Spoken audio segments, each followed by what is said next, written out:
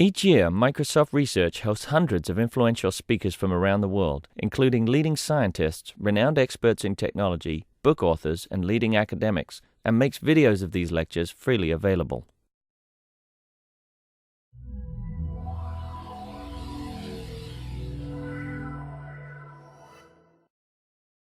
Welcome. We've got kind of a small, cozy crowd here today. I imagine probably because of the weather outside and people come in, but hopefully there's a bunch of people watching live, and of course we're recording this so people can watch it after the fact, which is awesome, so we'll get a bigger crowd later for this. I'm Kevin Schofield, working here in Microsoft Research, and we are delighted to have some fantastic folks from the Woodland Park Zoo with us today to talk about some of the great programs at the zoo, education programs, some new exhibits, the conservation programs at the zoo, as well as we have an animal friend with us today, and that's going to be fantastic too. Probably get to hear from you more in a little bit about some of my involvement in the zoo, but I've been working with the zoo for probably almost 15 years now in various things, and it's kind of surprised me it's that long too, but it's just such a wonderful organization that I can't help getting involved in it. We have Paul Bali from the Development Office with us. We have Lisa Dayback, who's the Director of Conservation Programs. We have Karen Ofsos, who I always get your title wrong, so I'm going to read it here. Education Programming and Animal Presenter. And it brought along a wonderful special guest with us. And we've got some great information for you. So with that, I'm going to turn over to Lisa, right? We got Lisa. I'm going to turn over to Lisa and to tell us about what's been going on with some of the conservation programs. Great. Thanks. And you're mic'd up. You're mic'd up, so you don't need that. Great. Thank you so much, Kevin, and thanks again for having us out here. I'm going to just get my talk up here.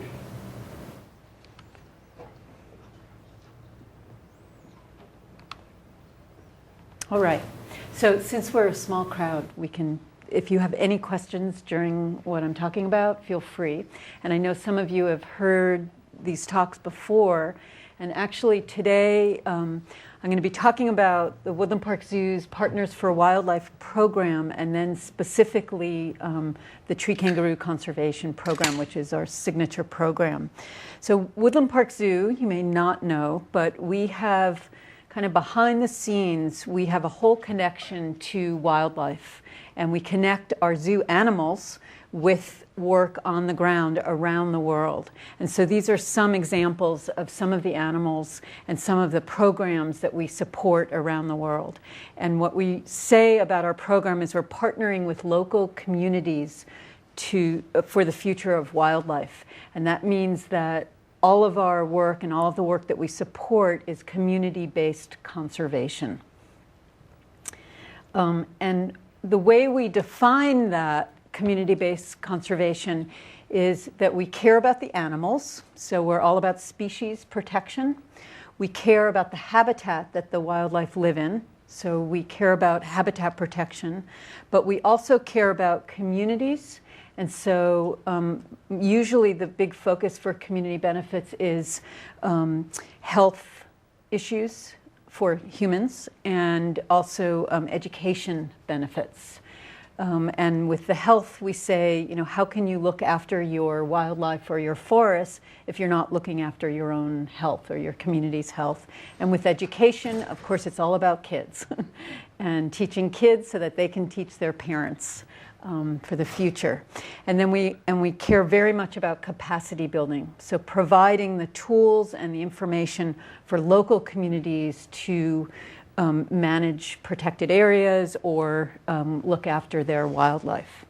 So all of these components are a part of the Tree Kangaroo Conservation Program, which is been at Woodland Park Zoo for a long time. It's our signature program in the sense that it's Woodland Park Zoo staff that are actually working in Papua New Guinea doing this work. And so I'm going to give you some updates about this work because I know a lot of you have already heard about this program.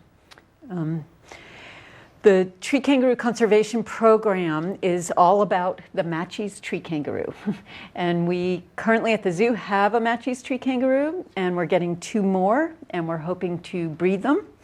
And we are part of what's called a tree kangaroo species survival plan, which means that all the zoos in North America that have tree kangaroos in their collections, there are about 25 of them, work together for the health of the captive population. So we link the tree kangaroo that we have at the zoo with this work in Papua New Guinea. And I've been working over in Papua New Guinea. I direct the program since 1996. And it has been an incredible relationship with the community. I'll just point out right here, this was at our 10-year anniversary with the community, and they had just given me a gift of a pig.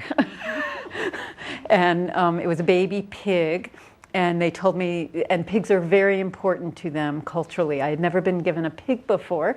I was quite excited. And then they told me that they would look after it for the next time I came.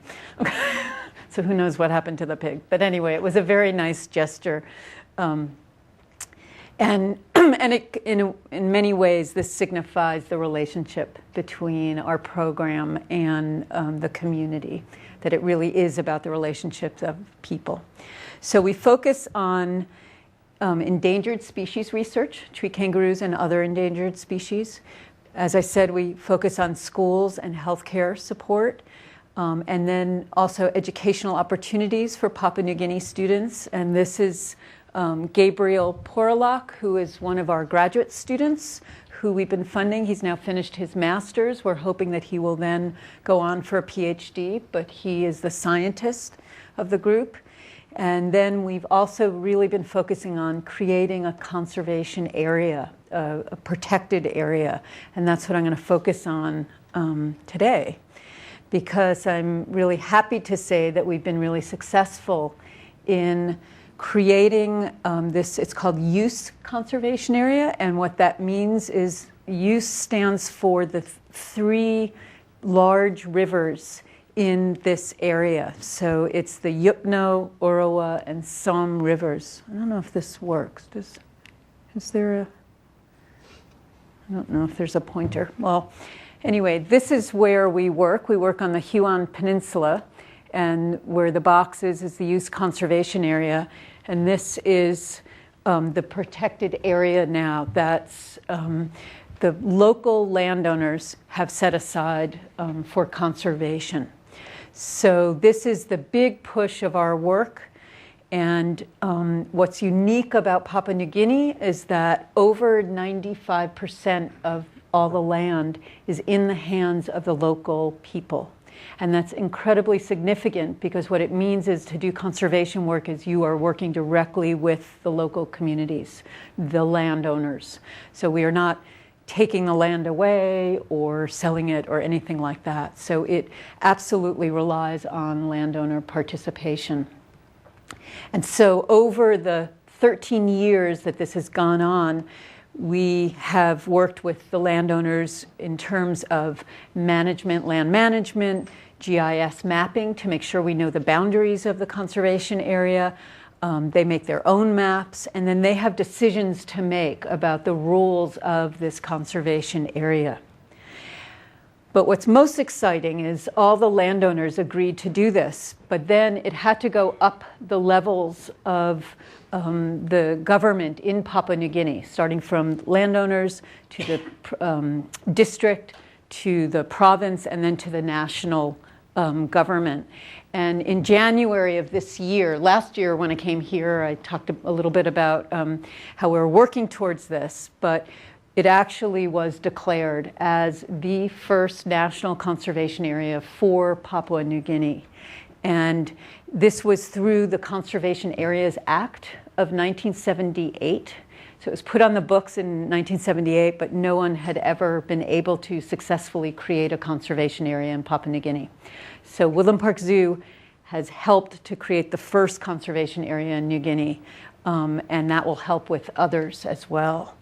We got a lot of exposure from that, and that was really exciting. And what was even more exciting was in April, I went back to Papua New Guinea because the community wanted to have a celebration. And that was really big for them. So we had a celebration. I'm going to show you a short video about the celebration. But I just wanted to tell you who attended the celebration. So it was over 1,000 of the community members that were there to celebrate. And then it was the highest level government officials in the country. So it was the acting prime minister, minister for the environment, and Minister of Defense, members of Parliament, the governor. They were all there. And this is no small feat because we're talking about a remote community that you can only fly into on a small plane or a helicopter. So all these people decided it was important enough that they would fly in for the day to have a celebration. My field manager, Toby Ross, almost went crazy trying to do all the logistics for it, because you can imagine. But we got them all there. And then it was also the local level government that were incredibly proud. And so we had a 2-day celebration. And then we also had international people from Conservation International, which is our partner in all of this, and from the Global Conservation Fund of Conservation International, and then also James Cook University in Australia, who's another partner. And then all of the Tree Kangaroo Conservation Program staff, we were all there. So I'm going to attempt to show you the video. Oops, we don't want to watch the drumming started. Sorry. So that gives you a taste of the importance to the community of this area and the partnership between the zoo and this project. So what I wanted to let you know is sort of what's next. You know, we've created this conservation area. The zoo is really happy about that.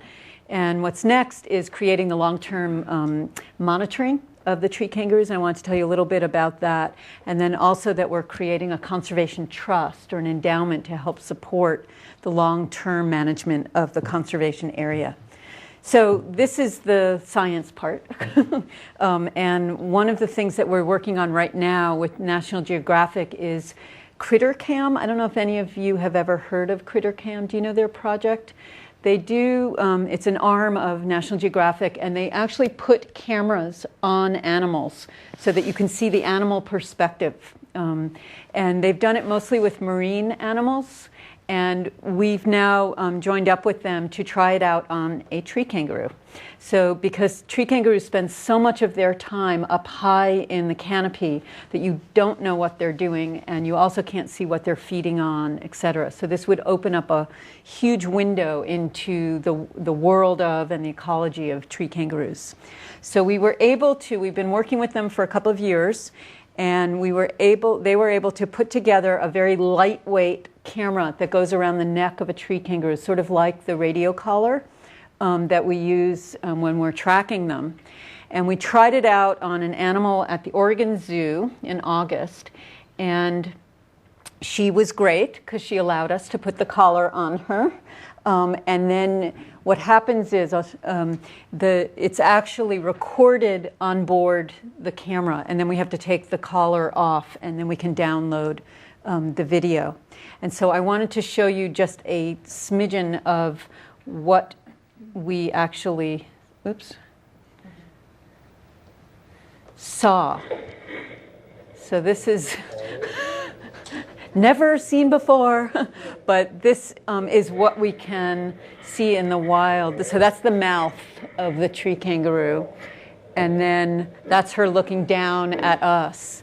And so fortunately, this camera is really wide angle. It has a wide angle lens. So we're going to be able to see what the animal sees and then what she starts feeding on. So, and this is still in the testing stage. Tomorrow I'm leaving for Papua New Guinea, and we're going with the staff from National Geographic, as well as ABC News has decided they want to cover this, and we're going to test it out and see whether this can actually work on, it's this animal. Her name is Trish, and we've been collaring her and tracking her for the last few years, and she's going to be our test animal.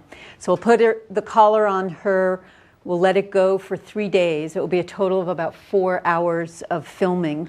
It will be intermittent, and then we'll capture her again and be able to download. And if this works, this will both be fantastic for learning about the ecology of the animals, but then also National Geographic will use this as a model for other arboreal animals and smaller animals. So we're super psyched about that. So next time I come back, I'll be able to report on that.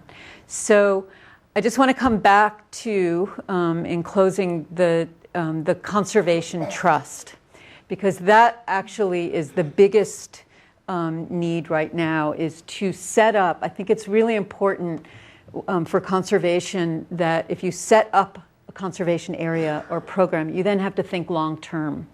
And so what we've decided in partnership with Conservation International is to create a conservation trust, so the local community has the support, has the funding to look after this conservation area for the long term. And so we are also very lucky that Conservation International, through their Global Conservation Fund, has pledged $1 million for this fund for us to match. And so that's what we're doing right now, is trying to raise support for the trust. And this is very new, innovative for community-based conservation programs. I've seen many programs, that get to this point and fail because they don't have a long-term strategy. And so we're trying to do it right by learning from so many other programs in the past. So that's the bulk of the work for the Tree Kangaroo Conservation Program for the next few years, actually. Yeah, but this match is for this next year that we're looking to support. So I think I'm going to stop there, and I think I'm turning it over to Paul. Oh, to Kevin? Yeah. Uh-huh. What is the definition of conservation area? What constraints are placed on the use of the land? That's a great question, because there are other protected areas in Papua New Guinea, but conservation area means that both the wildlife is protected and the land, the habitat, the forests. And so the landowners had to all agree to that, which means every clan. And what that means is no mining companies can come in, no logging companies can come in. And those are the two biggest threats for forests in Papua New Guinea. And because it had to go through all the levels of government, the national government is also agreeing to that. So they can't go behind the community back and say, yes, we're going to bring in logging companies. And previously, what was the model for protected areas was wildlife management areas. And originally, 13 years ago, that's what I thought we would do. But that only protects the wildlife, but not the habitat. And that's so there was a loophole. So this is the strongest form of protection in the country. Yeah, and actually the Department of Environment and Conservation is very excited about this, and there are several other areas in Papua New Guinea that are ready to do this as well. Yeah. Any other questions? Okay, thanks. Thank you, Lisa. You're welcome. It's a super exciting program, and it's one that I've actually been personally involved with a little bit and had the chance to help financially support as well. This is, of course, a giving campaign event. So I want to just give you a couple minutes about sort of why I'm involved with the zoo, why it's important to me. And this is an organization I've been involved with, as I said before, a very long time. And this is one of the best zoos in the world. I've traveled around. I've seen a lot of the zoos all over the world. This is really one of the best zoos. And it's because this is actually a visionary zoo that wants to make a difference, right? You go and you see it time after time that the Woodland Park Zoo is thoughtful about what they do. They think about the hard issues, and they try to make things better. Back in the early 70s, the standard for zoos in the world was animals in cages. And the Woodland Park Zoo said, if you really want to teach people about animals, you have to show them their habitats, because that's the only way you understand how animals are really living and how they relate to their habitat. So they started changing over the zoo to be animals and habitats. And now almost all of the zoo, 30 years later, 35 years later, is like that. And it's one of the best zoos in the world for just walking around and learning about the animals because of that. The zoo said, environmental sustainability is important. We have to walk the walk as well as talking the talk. So everything from the way they run the concessions program at the zoo to the exhibits they build now. And the penguin exhibit that opened recently is the perfect example of how they've really built environmental sustainability into the way they design an exhibit, right? The zoo said, we can't just talk about the importance of conservation. We have to be involved with it. And in fact, hey, we have a lot of experts on animals and habitat. So if anybody's going to figure out what's the right way to get involved, we're a great organization to go do that. And we really have to walk the walk on that as well. But as Lisa described, they were thoughtful about how to do that as well, and said, if you look at the successes and failures of conservation programs, the successful ones are the ones that work for the community. And the inverse is equally important, is that if it doesn't work for the community, the conservation program is not going to stick. So they're really a leader in getting involved in designing conservation programs that work for the community as well and can be long-term sustainable because of that, and have real benefit, not just sort of work with them and sort of compatible with them, but have real benefits for the community so that the people living there feel like they want to support it because they're getting something out of it as well, right? This is an organization that really makes a difference, and that's why I support them. And as a part of that, understanding that being a visionary and being out there and taking risks in these sort of things is hard. And it makes a lot of people who take a conservative approach to what they decide to support financially or with their own time say, I'm not so sure about that, right? But they've really made successes happen time after time. They've shown a good track record of being thoughtful and careful about what they do, but really trying to be out there and make a difference. And that's why I've thrown my support behind this organization, is because time after time they really try to make this kind of difference with smart, thoughtful efforts that really get out there to try to address the big problems behind it. And when I just think personally about what it means to sort of be here in Seattle, I want a zoo here in our hometown that does this kind of thing. There are an awful lot of places in this country and the world that don't have zoos like this. And we're very fortunate to have it here. It would be an incredible loss to our community if we didn't have a zoo. And yet, the taxes from the city of Seattle don't pay for all the expenses of the zoo. Not even close, right? It's donations are a big part of actually financially keeping the zoo here and supporting the wide variety of programs. So if we together feel like this is something that we want to have as part of our community, we have to step up and do something about it, because otherwise it'll be gone. In 1971, it was almost gone. Right, there was a tax levy of the city of Seattle, just a regular one to support the zoo, and it failed. And they almost closed the zoo because of that. We're very fortunate that it's here. It's an incredible contribution to our community, and we really feel like we should be doing our part to make sure that it stays here. And with that, I'm going to turn it over to Paul, and he can tell you about some of the specific ways that you can support the zoo.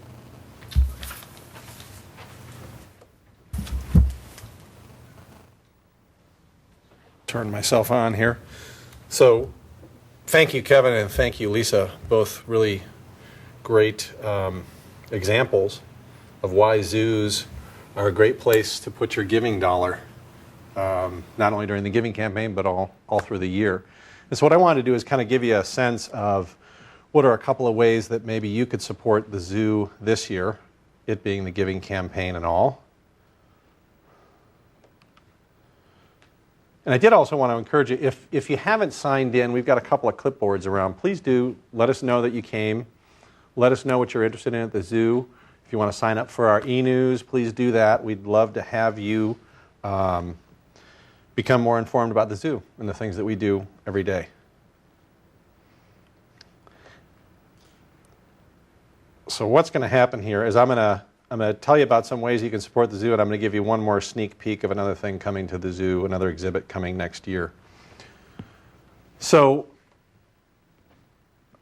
as you showed up here for the zoo today and to hear what the zoo has to offer, I'm sure you're wondering to yourself, what kind of investment might I want to make here at Woodland Park Zoo, and what do I get out of it? Well, first off, every gift of $300 or more, you actually do get a family membership to the zoo.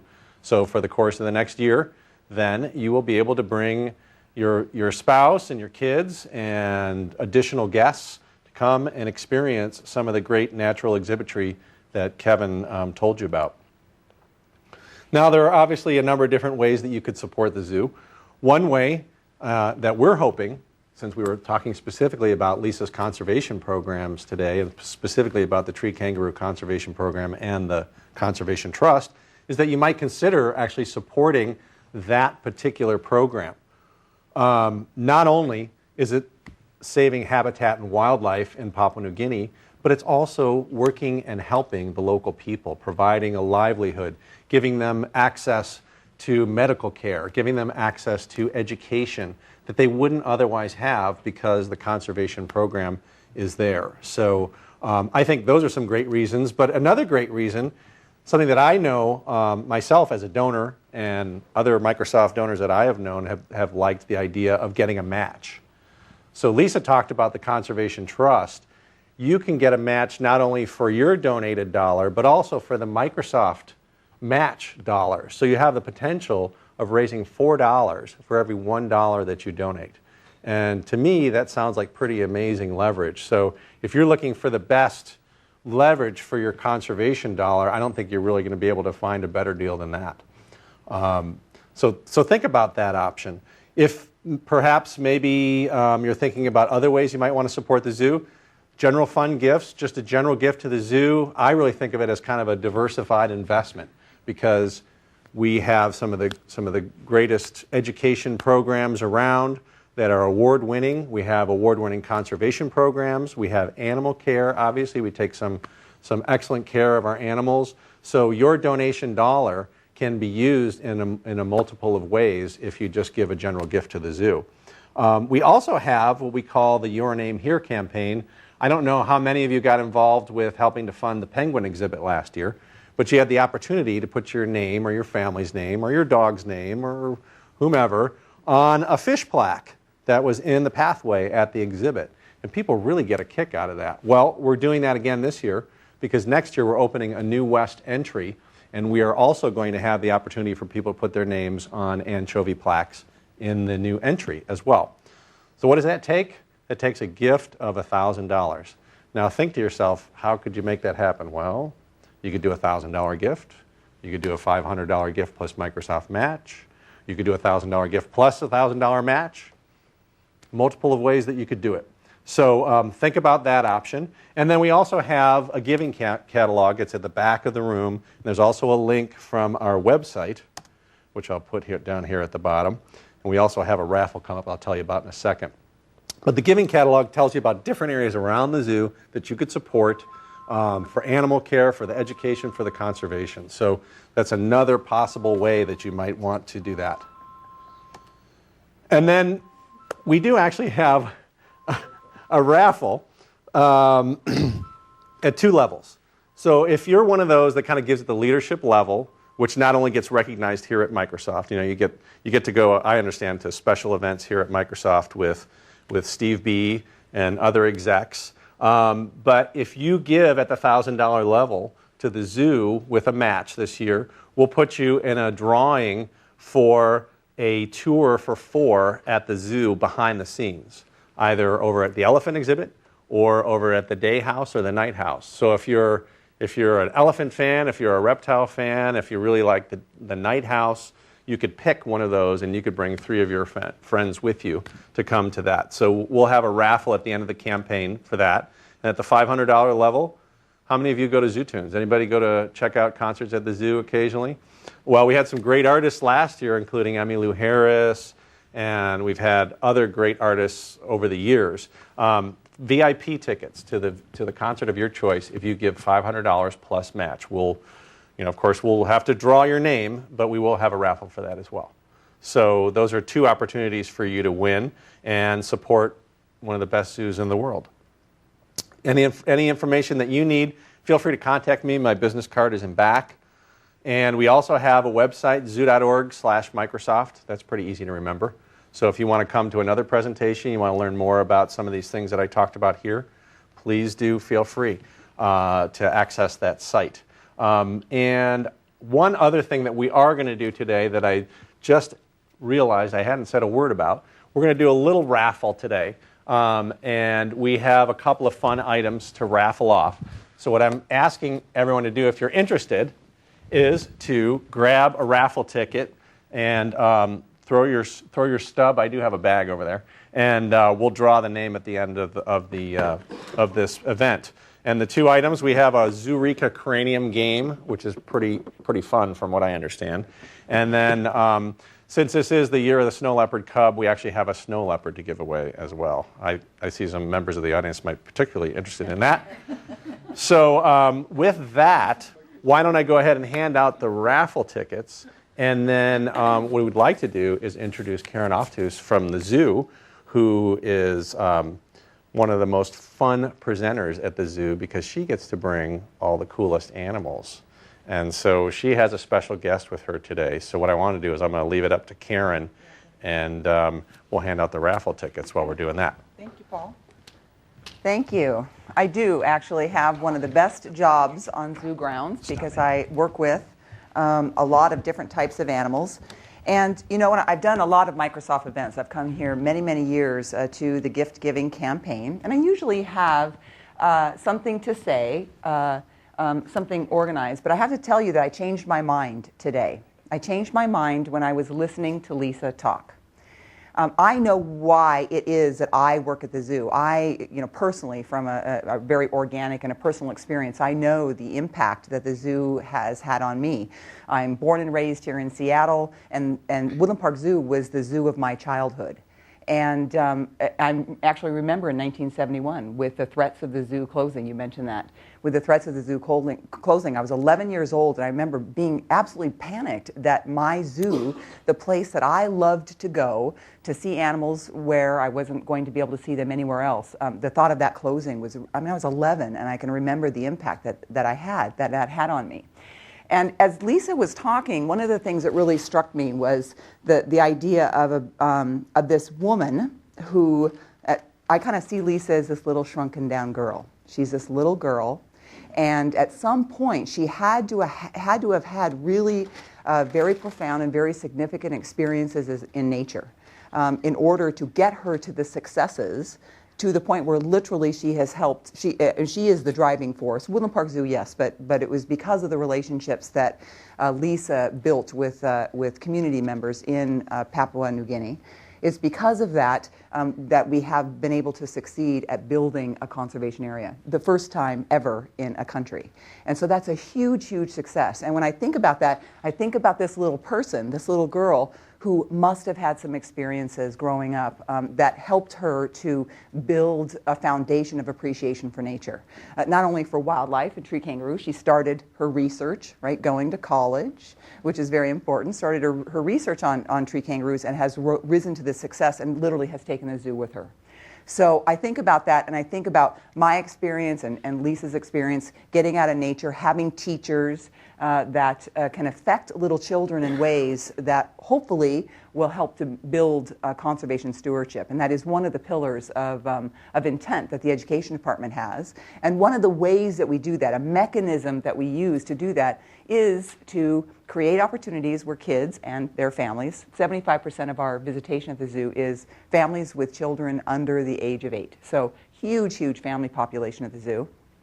And an intention is to create opportunities where they can get close up with animals. Because it's pretty cool, Brianna, when you're standing over there and you get to see a really beautiful bird or a tiger. And it's something very different when you get super, super, super close to the tiger and maybe even get a chance to touch it, right? It's a very different experience. So we create those experiences at the zoo. And the animal that I brought here today is, he's a veteran. He is a veteran of programming and presenting, and he's literally done thousands and thousands and thousands of programs.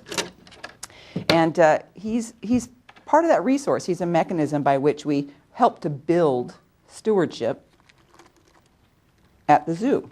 Stewardship for conservation. Oh, handsome boy. I'm just going to give him a second to just kind of get used to being where he is. You can see that light over there. There we go, Koba. So as I said, he's a mechanism, he's a resource. This charming little creature is a resource that we use ultimately to help children and their families build relationships with animals. You have to build, Lisa had to have built a relationship with animals, wildlife, natural places, in order to be able to do any of the things that she has accomplished in her life. And so the zoo is a huge driver of that intention. We really have a very strong commitment at our management level at the zoo, certainly in our education department, to be able to allow people to access animals like Koba.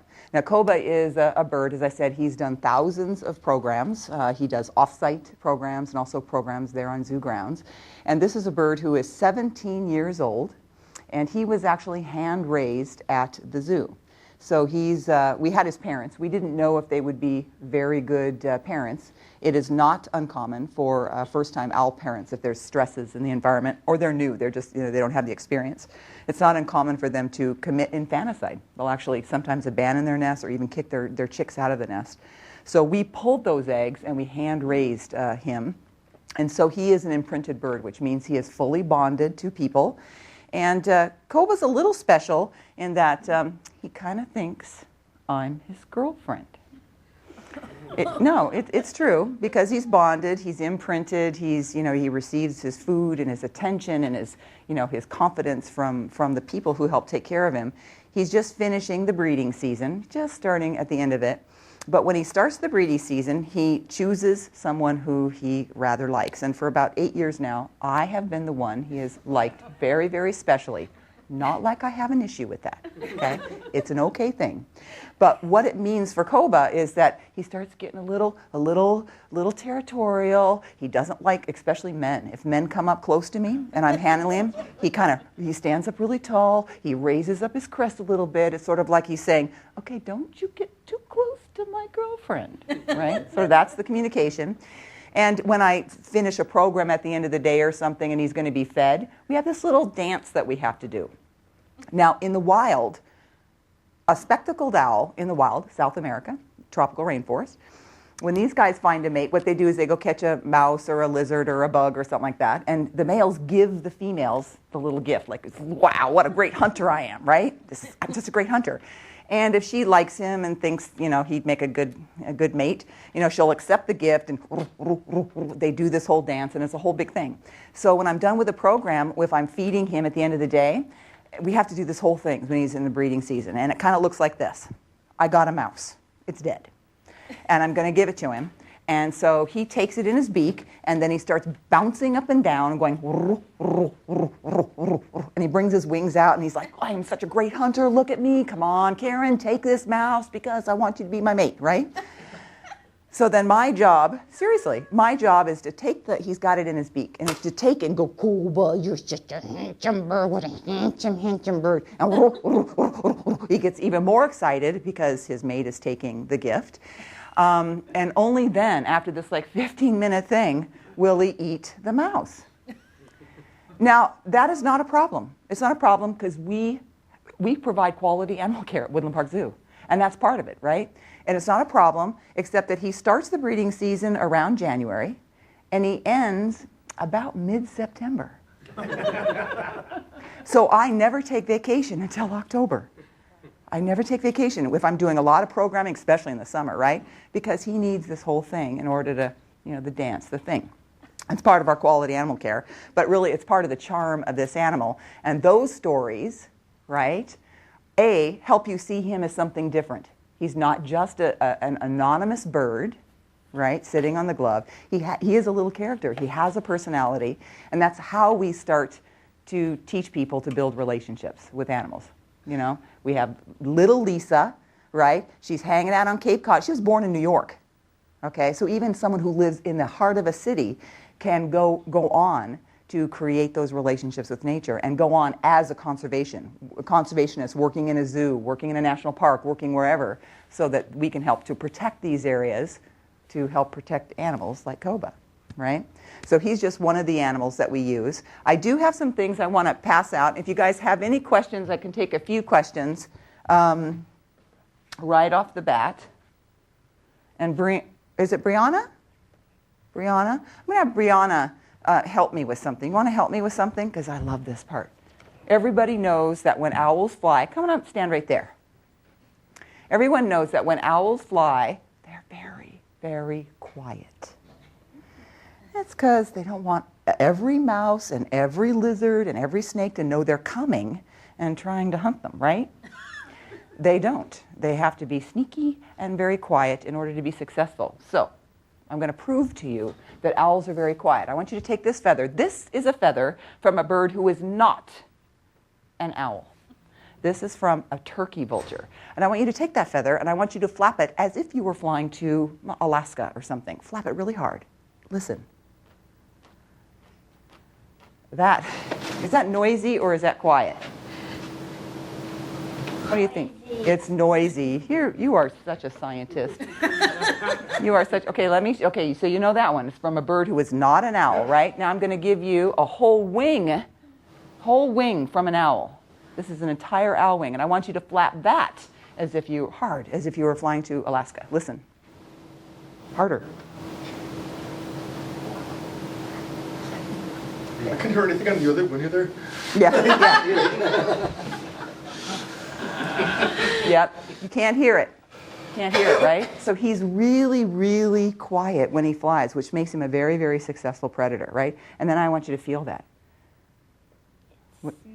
It's really smooth. What does it feel like? It feels like velvet. It feels like velvet. Give me 5. That's exactly how I would have decided. Let me show you something. If you look at this edge of the wing, see this edge right here? Can you see what it looks like there on the edge of the wing? Does it kind of look like a comb? Yeah. Yeah. And then if you look at the end of the feathers, do the end of the feathers kind of look fluffy and buffy to you? Uh-huh. Yeah. And then feel it again, pet it like a cat, all the way down the top. He said it feels kind of velvet. If you were to put a microscope on this and you looked at it sideways, wow, you'd see little tiny filaments sticking up that make this really soft. And so that's how he's able to be so quiet, because his feathers and his wings are built that way.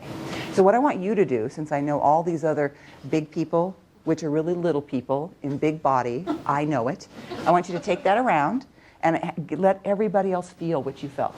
You can be my helper. You rock. They can feel this one too. Awesome, thank you. Now, does anybody have any questions about COBA or any of the education programs at the zoo? We have so many education programs that are designed for, different things, but all of them ultimately are intended to create environmental stewards, like her. How many of you are parents with kids? Yeah, lots of parents. Yeah, yeah. So you're parents, right? We have great camps, classes and camps, and also we have Zoomasium. I don't know if Paul was going to mention Zoomasium, but it's a building we just opened a couple of years ago, which is an indoor nature play space for kids, and there is tons of things to do inside there, all related to building those relationships with nature. And of course, it's also a place where you can get contact with animals too, like COBA or others. Does anybody have any questions? You can go ahead, stump the panel. Stump the panel, make it hard. That's your doing? Yeah, Steve. Or Kevin, I'm sorry. How many students go through your education programs every year? Well, if you were to count, most of the numbers that we get really are for our on-site school programs or our off-site, say Wildwise is an award-winning off-site regional all over Washington State. And we get over 10,000 every year. That's a guaranteed. But that doesn't cover any of the numbers of kids that come to Zoomasium. I mean, we literally will have 10 to 15,000 a year. Since the building opened, and it's just increasing every year. So we literally have thousands and thousands and thousands of kids that we reach every single year. And those programs, they're obviously, we are funded mostly by grant money or by private donations. And so we can't do this work without support from community. Community support is critical. It's critical. So we're building little conservation stewards like Brianna. That saying, I'm not sure who the saying was, Indian Chief Sealth, I think, is that you won't protect what it is that you don't appreciate.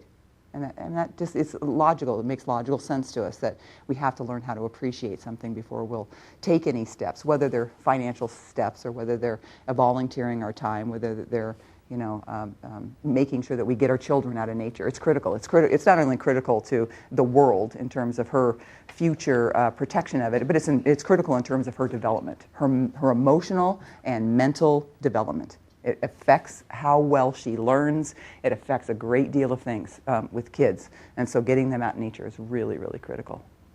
And then you end up with people like Lisa, right? And then she takes us along for the ride, Woodland Park Zoo. And that benefits local communities. And it benefits education and health for people who we will never meet. We will never meet those people, but they live there and they're helping to take care of a part of the world that's really, really critical to Machi's tree kangaroos and other species. Yeah, it's a huge success. Yeah. So I invite all of you to come to the zoo, check out our programs. I know that in the gift giving is the catalog, there are some education programs that are really desperate to have public funding to keep them going, to meet the needs of school kids all over the state of Washington. And so you can actually donate to those programs if you choose to earmark. So I encourage that, or CCSS, make a commitment to consistently support somebody. We hope it's Woodland Park Zoo, if not somebody in the conservation and the wildlife nature environment, because that's what we need in this world, doing that. So what I'll do is, I know that you have a little bit more that you're going to do, but after you're finished, just a little bit, then I'll take Koba out afterwards. And if you want to come up and see him closely, he doesn't mind that. So I'll take him out again after we're finished. Okay? Did everybody get a chance to fill out their raffle ticket? Okay. There you go. There you go. Wait.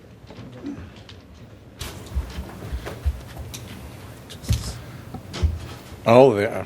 Very nice. All for about 30 seconds here. But I did promise to tell you a little bit about a new exhibit that is coming to the zoo in 2010. So 2009, we had the penguin exhibit. Has everybody seen the penguin exhibit by now, hopefully? It's been incredibly popular. In fact, I think about 94% of the people who are walking through the front gate or any of our gates went to see the penguin exhibit. So that shows you how popular it is. So in 2010, the meerkats are coming back to the zoo. We had meerkats a number of years ago, but it was certainly before my time. I've been with the zoo 5 years, and I think it was back in, the 80s or the 70s or 80s that we had meerkats. So the fun news is that in May 2010, if you're a fan of meerkats, if you watch Meerkat Manor on Animal Planet, or you just like fun, cool critters that look like meerkats, well, then you're going to like this exhibit. It opens May 2010, and it's going to be in the Adaptations Building, which is kitty corner from where the raptors are. So if you've ever heard the squawking of the Kias, the alpine parrots, right around the corner from there. So we'll have a family of up to 10, I think, meerkats. So it should be pretty fun. So just wanted to give you that little sneak peek. So at that, I think the next thing to do simply is to draw two names. Who's going to win the Zurika game, and then we'll draw, the other name will be for the Snow Leopard Cup. That's your phone. Brandon, I think you asked for it. Yeah. I think you have to draw for us. You're official. Can you draw one? I know, really. All right, let's see.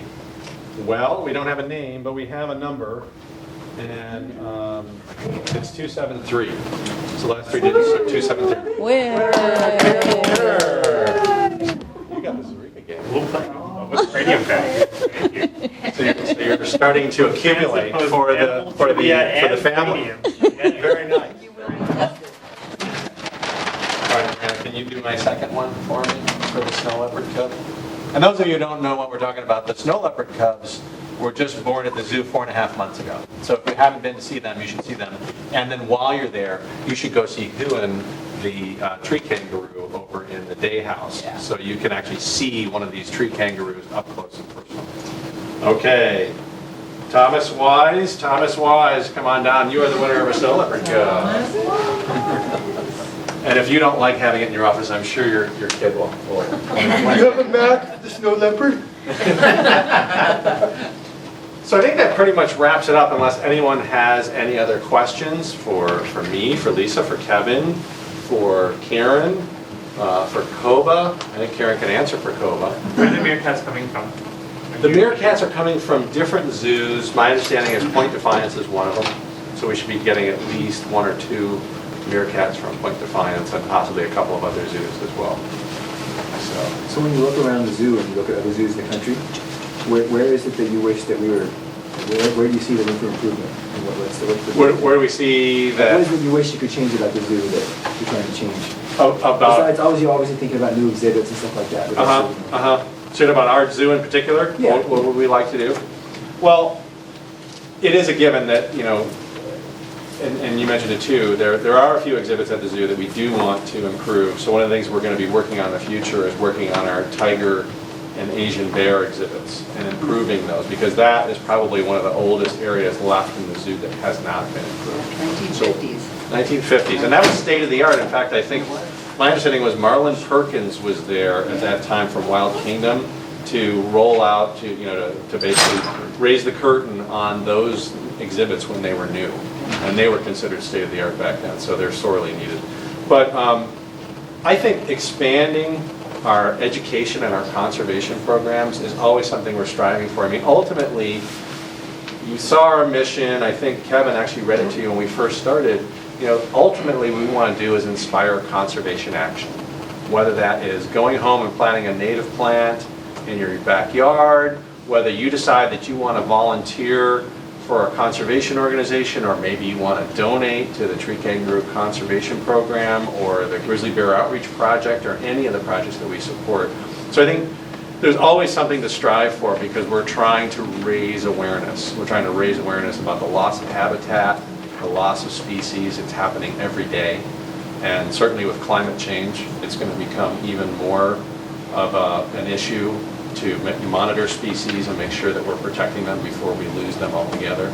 So, and I'm giving you a pretty broad answer, but there are so many things that we as a zoo can do to continue to inspire people, and we're lucky to have people like Karen and the education department to help inspire people that come and visit the zoo every day, and through our education programs that are not only on the grounds, but also we take them around Washington State.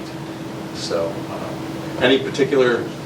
Okay, I have a little dream. I'll tell you There we what go. my little dream is. Thank you. And me and a few other people in the education department. You know, that I have been with Woodland Park Zoo for 25 years. 25 years, and we started out with so little education. There was so little education, I have to say. And then, you know, we started doing programs using animals, and we used a snake and we used some snakes. And that was great, you know, and slowly we started to build up, but there's a bunch of us, and we know at the top levels that we're interested in having this supported, but we would like to build a much bigger animal education and animal holding facility. Right now we have bugs and reptiles and some birds. Not everyone handles these birds, but and some mammals. But we want more. We want raccoons. We want some local native wildlife. We want possum. We want kingfisher. We want more species that we can utilize for programs, because we have long understood that probably one of the most profound experiences that anybody has at the zoo. They enjoy themselves. They have quality time with their family. But the most profound experiences for kids is having hands-on, close-up contacts with animals. It's huge.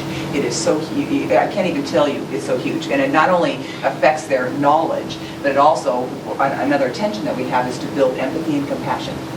And it seems sort of like it's floating out there in the ethers, right? But it's a very, very tangible thing. And I think that benefits the planet in ways that we don't really know yet and are trying to learn how to measure.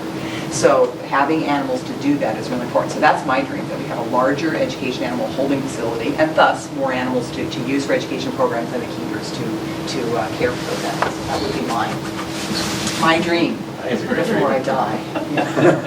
Yeah, it's my dream. It's good, because I know how profound it is. That's great. Yeah. Two questions. Is there a petting zoo at the? Yeah, our family farm contact area, we have a petting zoo. We have all domestic farm animals. So you can go sheep and goats and cows and small miniature horses and miniature cattle. You can go there, and it's very, very busy in the summertime. And then usually they open it on the weekends during the off season, winter and fall. And then of course you go to take her to the museum. There's animal programs all the time. And how old do you have to be to be zoo coordinator?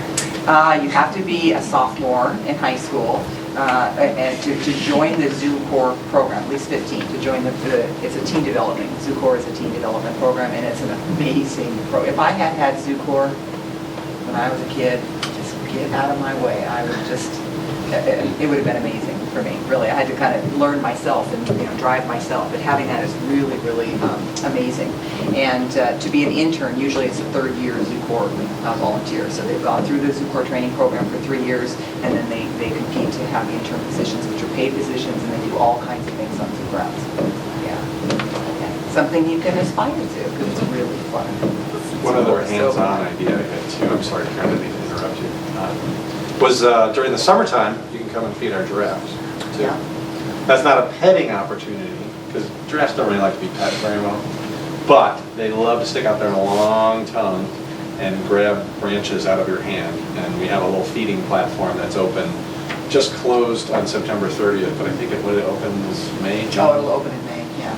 And so that's another And their fun heads are like right opportunity here. to get really up close They're very close. with their animals. Yeah. They're very close. Any other questions?